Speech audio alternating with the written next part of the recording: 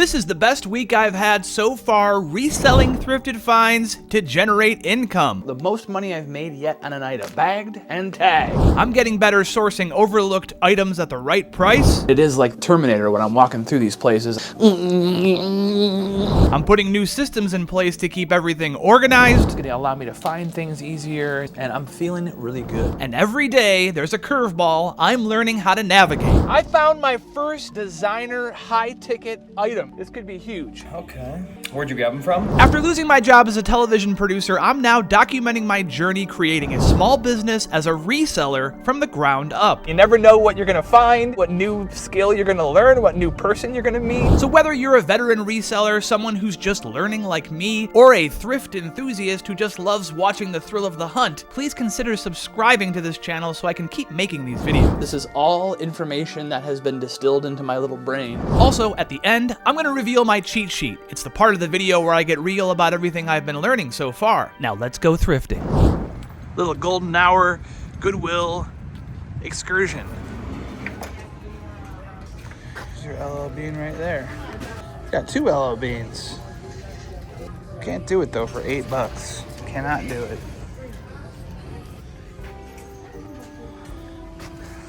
I got 2 VCRs right there.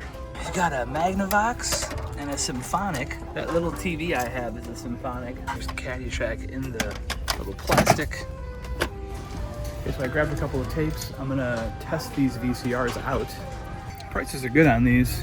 These are both $4. Okay, first one up, we're gonna test the Symphonic.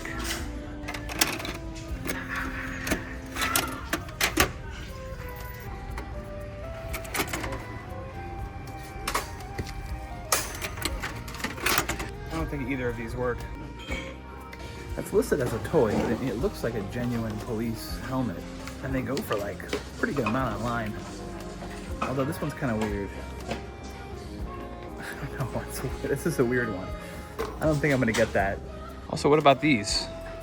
Get your Mickey corn holders. Can't tell you how many times I've been eating corn, and I thought, I need some Mickey corn holders.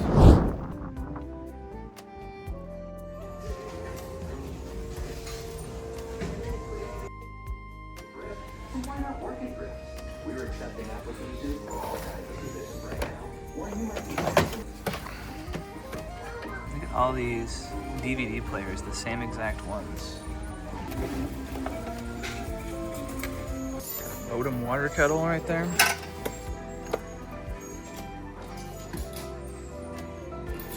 I'd like to look over here in this section because this is where I found Polaroid cameras, several Polaroid cameras. One I got for $5 and sold for $55. Oh man, sorry. I don't think these allowed in the store. This is interesting, and I don't know much about toys. It's $25, which means they probably looked this up. It's probably worth good money, I would imagine. Susie Homemaker, $25. I love this guy. It's got the tag, but he's missing his tennis racket. You see that? If he wasn't, I'd totally be into that. So this is sweet. Mickey snow globe. Okay, so this snow globe could be really, really good. Like a couple $100 maybe. And it's $5.99.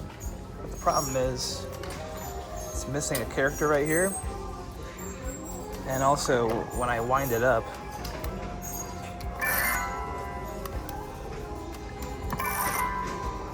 not really playing back correctly. Okay, I found another one. This one is a Cinderella, So This Is Love. They're moving. I think I have to let them go because the comps are kind of all over the place on those. Some are selling for like $15 or $60 or $50, and it's super heavy and the sell-through rate's not great, so I got excited about that at first though. I see people coming here with loops and stuff. Now I know how to do that. I was trying to use my phone. I don't know if you saw me. I was like trying to zoom in. See what we got.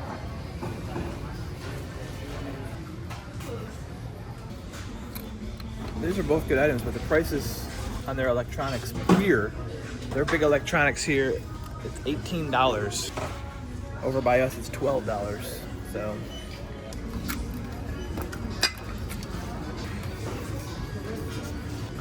So look at that. This is cool. Like a portable DVD player. 28 bucks. It's like, are you kidding me with that? 28 bucks?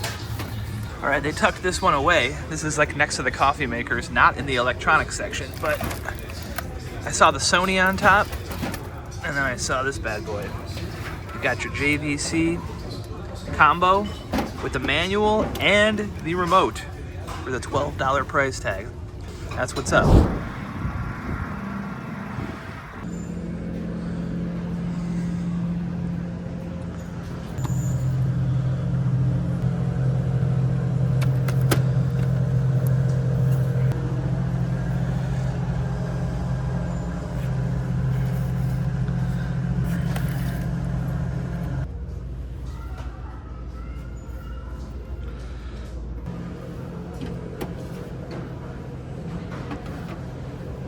Oh my gosh.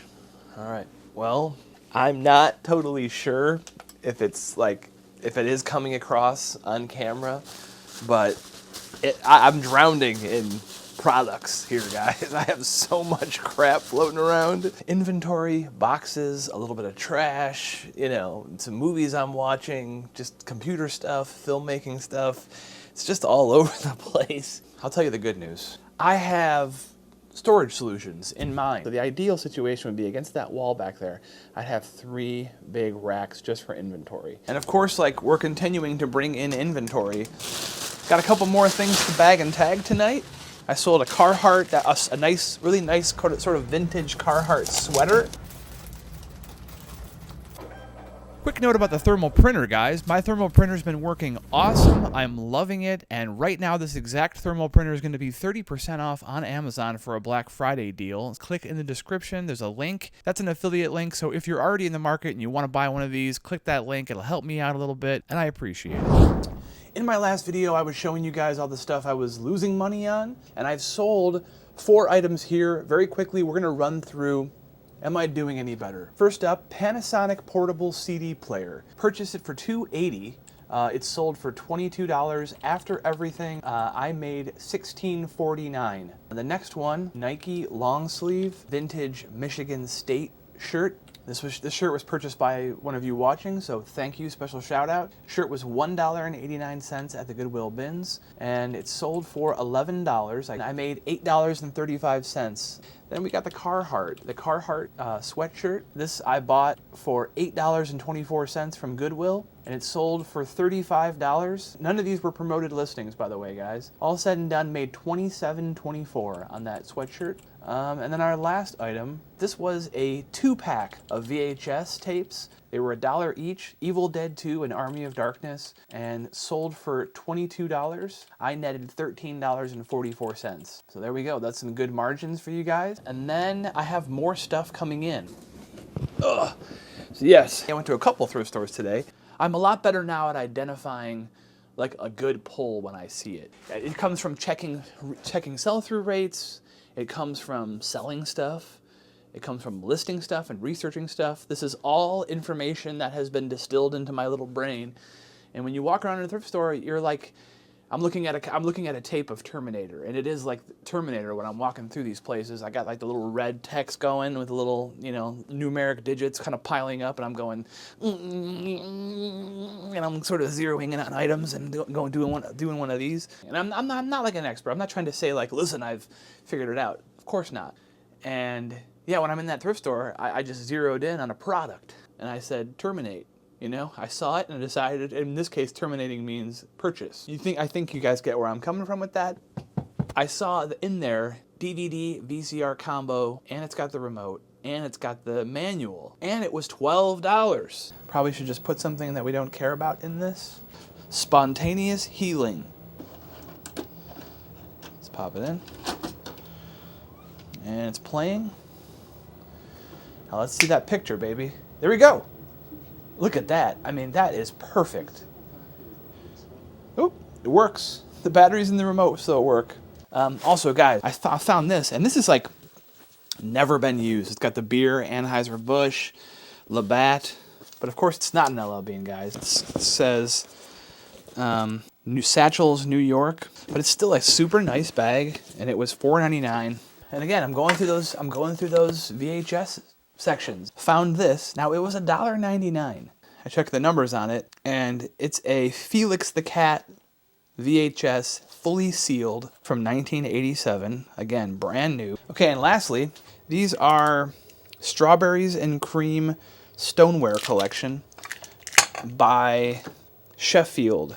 My wife was saying, like, the cottagecore type of stuff is really in. People love it. So there are 8 saucers and 1, 2, 3 plates. Little flower pattern with some strawberries on it.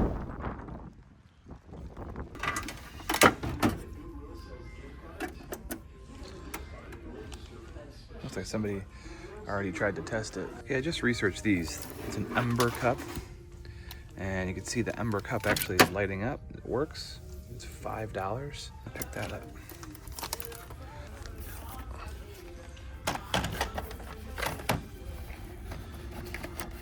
Okay, well, this is a bummer because I found these 2 awesome VHS pulls, but the tapes are both moldy.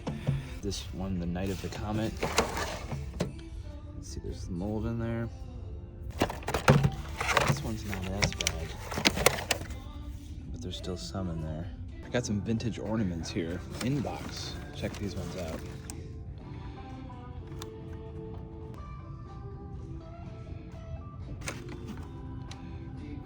Okay, well, a couple of good little pulls today, but you know, we're focused on organizing today. But you know, I had to make my stop. I had to make my stop at Goodwill, which I did. A couple of cool vintage ornaments. This is all I got. These 2 vintage ornaments and the cup. These seem like they're really solid. Brought the nicer bookshelf over here where I'm going to put all of my media on. I've got my 2 racks up here for clothes. I've got the other big rack that's going to go right here. We're making some progress here.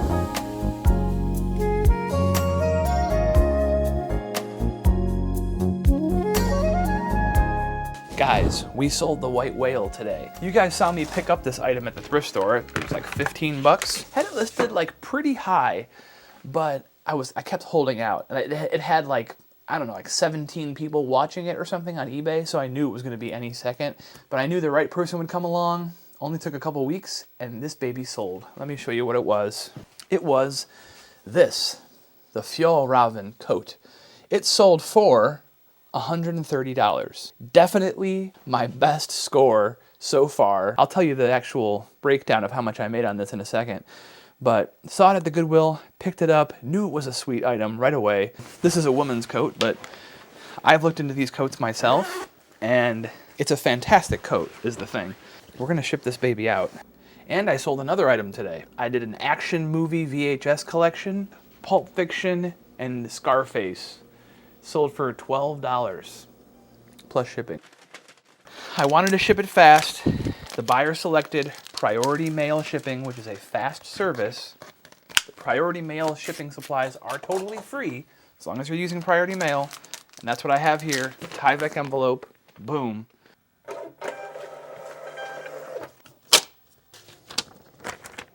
Now let's go over the numbers on this puppy. My spreadsheet, if it was a person, would kind of go, oh, you little devil, you sold that. You really sold that, didn't you? Well, better than losing $25. And I say, come on, spreadsheet, don't be a ninny, okay? You're my spreadsheet.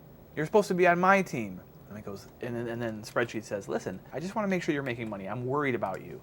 Purchased this jacket for $13.67. It was listed for 12 days. It sold for $130. Free. I offered free shipping. The final number on this, the money that I made on this, was $86.06. Again, reality does set in, doesn't it? It's important to be realistic. It's important to see the actual number.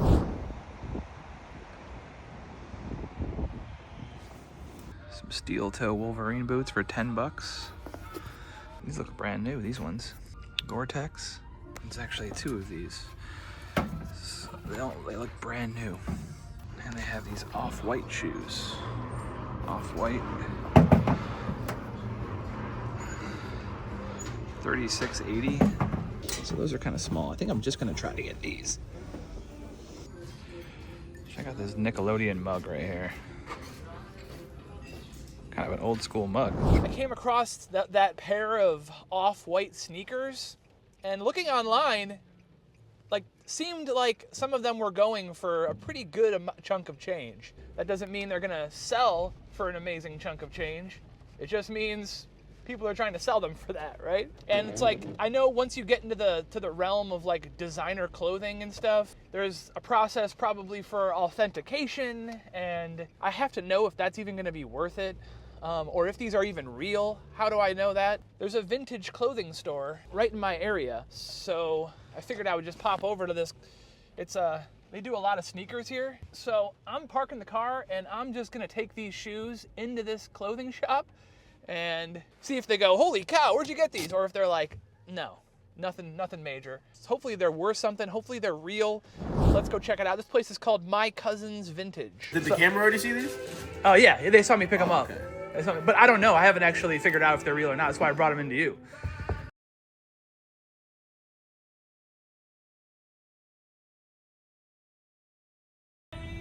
Stitching's already throwing me off. I don't like how uneven the stitching is. Yeah. That's what's I'm up. gonna say no on a couple different things. Tag Really? Placement's a little off. I'm almost positive on this particular model that this extra panel should be more up this way. Really? And not straight across. Really? From the pairs I've seen, they're pretty good quality though. Something I would pass on. Yeah. I'll put it that Oh, way. really? I am 80% confident they're not good. Okay. 80%. Okay. I'd probably match them with the 80. 80%. Dang. All right. Yeah. If you Yeah. look at like the size tag on there, it's not Yeah. really centered. The writing, it looks like it's a little off centered. This little stitching here. Ah, yeah. not I see what you're square at looking at all. there. I see what you're looking at. Probably retailed in like the $400 or $500 range. Pretty perfection stitching, especially if it's made in Italy. Well, I appreciate you guys giving me that information and everything. For sure. So those guys were 80% that they thought these weren't real. They couldn't be 100% sure. So I don't know. I'm unsure about how to proceed at this point. Like, there's still a very good chance that they could be real, I guess. When it comes to reselling, I'm finding out like every day is a new journey. Every day I'm learning something new, something different. Today's wormhole is off-white sneakers. Designer sneakers. Virgil Abloh, I don't know how you say his last name. Virgil was the designer for Louis Vuitton, I believe, and then created Off-White, which is a super expensive designer brand. They make shoes and streetwear clothing, stuff like that. From what I'm understanding about this is it sort of can be, it's not like an exact science. Like, they're not totally sure if they're real. You can also do an authentication service through eBay if you input all of your stuff into there, and then it allows you to be able to select to have eBay authenticate it. And what happens is if somebody buys them thinking that they're real, they get sent to the authentication center, and those people look at them and they either say yes or no. If they say yes, then they ship it right to your buyer and everything's good. If they say no, then they ship it back to you, and I think that could probably ding your account, I would imagine. But I'm gonna go to another place, get a second opinion on it. But when I'm feeling these, my intuition when I picked them up, they're very high quality. They're clearly extremely high quality shoes. Again, I know they make high quality reproductions. I know that for sure. But when I pulled up images of this exact shoe that have been authenticated, I'm looking at them and comparing them to the shoe that I have. And some of the things that they're pointing out, I'm a little bit like, well, that's how the real one actually is. It's leading me to want to get a second opinion. So that's where we're going right now. We're going to go to another shoe place that, you know, we'll take a look at them hopefully. I would imagine it's just like specializing in anything. Like if someone has sold these shoes before or knows more about these shoes, I would imagine they'd be more apt to authenticate them. Okay, this place is called 440 Kicks. Let's check it out.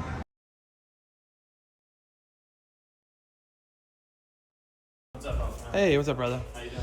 Good, good. By all means. Okay.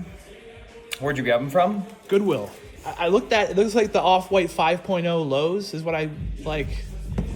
Yeah, no, eBay's usually pretty good. They're probably the Rolls Royce of legit checks just because they actually have stuff in hand. You can use third-party apps like Legit App and Check, but they're only going off pictures, you know? But it's a totally different thing when you can smell the glue and you can feel the material and the leather and stuff. Yeah. I can't say we've had any of these in, but just kind of comparing these to other Off-Whites that we have had in, I want to say they look pretty good. Just because of the material and the structure of the shoe, like you were saying, you had already checked out. The only thing I don't like is how there's no insignia of Off-White on the insole. Usually with designer shoes and these being a retail of at least $400, they're gonna, you know, they're gonna do that extra step of detail. But I mean, it feels good. Like usually with fake shoes, you know, you're able to really kind of play around with them. Now there's different levels of fakes as well. You know, you have the DHgate $20 fakes, then you have different Chinese websites with the $100 fakes. You know, this would be in on par with the $100 fake quality per se, but just I think these are good, no question. I'd give you an offer on them and I'd sell them in here. Oh, those are the high ones. What is the size on them, by the way? Like an 8 or 9 or something? These ones? So this is a size 41, which would be a men's 8. But yeah, I would say these are good. I like how the zip tie looks as well, just like with the raised print on it. The fake ones are usually a little flimsier. They're not gonna have that raised texture on it. For sure, I mean, just feeling the leather and the material and everything. I don't see any issues with this. Dude, right on. But what's your name again, man? Hayden. Hayden? Kevin.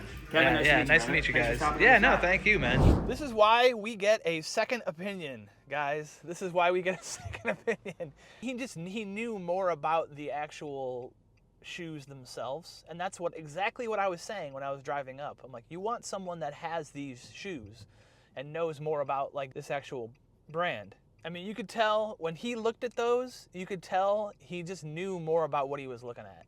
You could tell he had more experience in looking at them. We are learning this new category, which I'm so excited about. It's such a cool thing to be able to do this and to be able to learn something new every time you go out. You never know what you're gonna find. You never know what new skill you're gonna learn, what new person you're gonna meet. So I mean, that was like sweet. That was sweet. They're real. They're real. They're real. All right, everybody. Well, I've been busy at work here. I've been spending a lot of time organizing the basement down here. I've got the racks set up. So the existing inventory I have is all sort of put in places where I know and is organized. Let me show you what I've done. This is my current workstation. Got my camera case down there, got a bunch of boxes. In that little white pull-out drawer right there is all the poly mailers that I'm gonna be using. And I've got, of course, my computer and my little mini TV. I'd like to mount the TV, like maybe onto the wall. I also wanna get, you know, a pegboard up here and maybe over there too. I have a little shelving unit that I'm gonna put down here with some drawers. All my inventory is still on the rack, and right here in this bin, I've just been throwing, there's some electronics and some clothes. This is the death pile. It's not huge right now. This is the stuff I still have to list. And then this baby right here, let me show you guys this, my new sort of media bookshelf. I got a subwoofer down there. I've hooked up I have it on mute right now, but the CD is playing some Gin Blossoms. I was rocking out to Alice in Chains earlier. It was awesome. And then I got my listing station. I want to make sure that this is a little cleaner in the future. I want to have a big board with a gray towel on it or a gray, you know, felt. And I want to put this light, mount this on the ceiling so you can walk down here. Maybe eventually get another light, put this one on the ceiling so that they're out of the way. And then here are the racks I have. It looks like I have a lot of stuff. I really don't. You can see these ones are empty. And then I have all these boxes ready to go for my shirts. And of course, over here, this is sort of the electronics area. These two boxes right here are totally empty. So that's ready to accept some product. That box is totally empty. Again, ready to accept some product. These two crates right here, totally empty. This one has some electronics in it. You know, my intention is to label each shelf. And then I got my secondary studio space set up right here, you know, where I can film stuff on a table. I got these are the bags that I have to actually put all of the shirts. These ones are already listed. I can fold them up, put them in here, and then assign each one a label. I got these labels. So that is the situation down here. Looking a lot cleaner. Yeah, so that's what I've been working on down here. Another upgrade here is that it's also been a vision of mine to have a top-down camera. Like have a product down here or be showing something new down here and have an angle directly above. So I've just rigged up this camera. I know it looks like a lot, but really isn't. And that way we can get shots that look like this. Here's some of my baseball cards, guys, and in this video, I'm just going to show you, I have this and a whole other crate over here full of cards. This little top-down display allows me to be able to kind of show you guys what I'm looking at here, and easier for me to zoom out, zoom in, and I'm going to be taking a look at all the cards I have. In the next video, I have a product coming. It's going to allow me to quickly blast through cards and get an inventory going of everything I have, be able to quickly list those items onto eBay, seeing if there's any value in some of these cards. We're gonna find out. It's so nice having everything organized on here. I'm gonna list everything I have tonight. The only thing I might not list yet is the Sony Handycam. I have some home movies I want to digitize still with this, and also I want to see what the movies that it came with, so I'm kind of holding back on that because I'm gonna do a whole video, I think, about that. So yeah, let's get to listing. Got some clothes, got some electronics. Glad to have you guys here for this, and I'm feeling really good. Like, this has been a good week. A lot going on here, getting a lot done, and I feel good about it. All right, about 1:30 in the morning, got everything listed. My big camera died, so I didn't get to film all of the listing photos, but we are doing it. It's been a great week, but just feeling good about my experience overall in doing this, and just feeling good about where I'm headed, and we're doing it, guys. We are freaking doing it. And now it's time for the cheat sheet. It's the part of the video I get real about everything I've been learning so far. First thing I'm learning is don't be discouraged if you go into a place and it's really busy and people are seem to be scouring every shelf. Don't be discouraged by that. We have experience. We've been gaining knowledge, and if you've been a sponge and if you've been absorbing all of these lessons and learning, you're gonna find stuff that is gonna be worth it. I'm learning. Maybe not every single time. I'm learning that that experience, training your eye, is gonna give you a leg up on most of the competition, most people out there doing this. And also, there's usually enough to go around. Even if there is someone else who's more experienced than you, chances are they're gonna pass on something that maybe you would be into. Don't just assume that everybody's more experienced than you. Chances are, if you've really been learning and doing your homework like I have, there's gonna be stuff that you see that is going to be worth it, for sure. And also, when it comes to listing items, I'm learning patience is key, and that the right buyer will come along for that item. You only need one person to buy your item. You don't need everybody in the world to be super interested in it, right? Obviously, sell-through rate is super, super important to tell you about demand of that item. But even what I'm learning is that even if some stuff has a really good sell-through rate, it doesn't necessarily mean it's going to be instantaneous. It's a good indicator, right? And so I'm definitely learning, be confident in your items, be confident in your price. And that's easier to do now that I just have more stuff up on my store. At the beginning, you just want to see stuff. You want to see stuff happening, and you can't justify spending money in the beginning without seeing the evidence that this is actually going to pay off for you. I heard someone else talking about it. There's definitely something to be said about it's like an investment. It's once you've sourced the item, you've researched the item, you've cleaned it up and listed it, put it in your inventory, all the hard work is done. And that item is just sitting on your shelf. It's an investment that's waiting to pay you a dividend. So don't think of it as I already spent all this money and now I'm losing it. It's no, it's just an investment you made, and it is going to pay off. Other thing I wanted to talk about is meeting other people. I think it's an easy wormhole to get into where you get a little competitive in your mind, and you're showing up at these places, you're seeing everybody else, and there's a little bit of an us versus them mentality. I got to get it before they get it.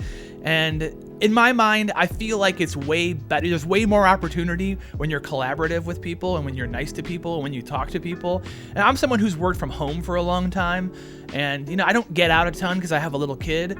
So being able to be at a thrift store and I'm talking to the employees and I'm meeting other resellers, I really enjoyed that. And it gives you a little spark in your day. It doesn't feel so isolating. It reminds you, hey, there's other people out there doing this. Other people have success doing this. You can swap stories, and it gives you something to look forward to. And that brings up another point about making this feel like a real job. When you're in your basement or you have your spare bedroom and you've got all your inventory sitting in piles, and you're not keeping a spreadsheet and you're just sort of squirreling away all your stuff and kind of doing this on the side, it can very quickly not feel like a job, right? It can kind of just feel like something that you're doing as a hobby, and maybe you are, and there's nothing wrong with that. If it's something you're trying to make into a business, You have to try to create systems that make it feel like it's a business. Like if you brought someone in from outside and showed them what you were doing and like what your workspace looked like and your inventory looked like, that they would be like, okay, damn, this guy's serious, you know, like this is actually, I can see how this could be a business, you know?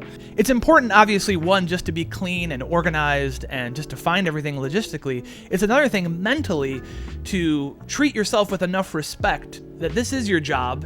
You can take it seriously. It's important to kind of contextualize it as like, this is your job, as if you were getting paid by a company to do this job for them. How would you do it for yourself and then do it even better? Because you are the keeper of your own domain. Another thing I'm gonna say really quick, even though this was my best week, had a really good sale, but I still am seeing that this lesson is you're not making as much as you think you're making. Give yourself a little pat on the back, learn from it, but don't dwell on it, because it's not, you know, it's a mini victory. It's on your path. This is a marathon, this is not a sprint, and you're probably not making as much on each item as you think. That's why that going back to that spreadsheet, continuing to do that is so important, because you can actually see what you're making, and it does help you get very realistic about what you're doing. And lastly, I want to say that the one area that I need to get better at is listing. At the very least, what I want to do, like I said, is make sure that if you see me pick up the item in the video, that that item is going to be listed before the video comes out. That is my milestone to make sure that I am hitting what I need to do and not being too hard on myself, right? I can do as much as I can do. But again, family comes first. I have a limited schedule. I'm very proud of myself for what I've done.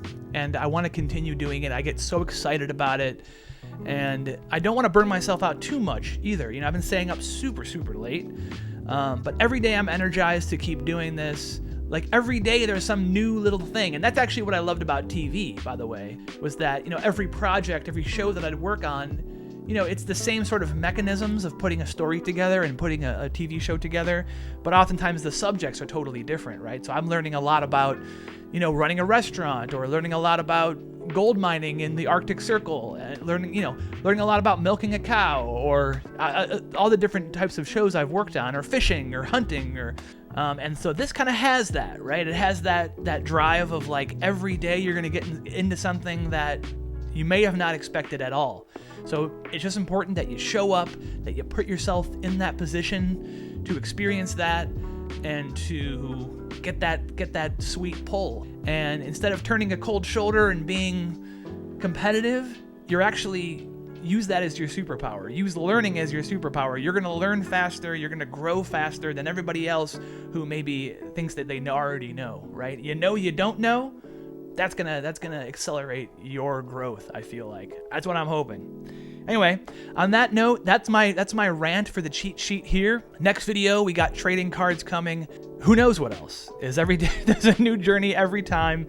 I'm super excited for where this is going. Thank you all for watching and supporting my journey. Do me a solid, click the subscribe button, and I will see you guys next week.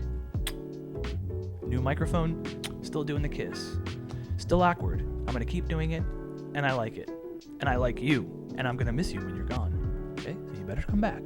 I miss all of you, each one of you. And when I lay my head down at night and I close my eyes, I'm thinking about all of you. And how you're doing out there. Are you doing okay? I hope you're doing well. I want you to do well. See you soon.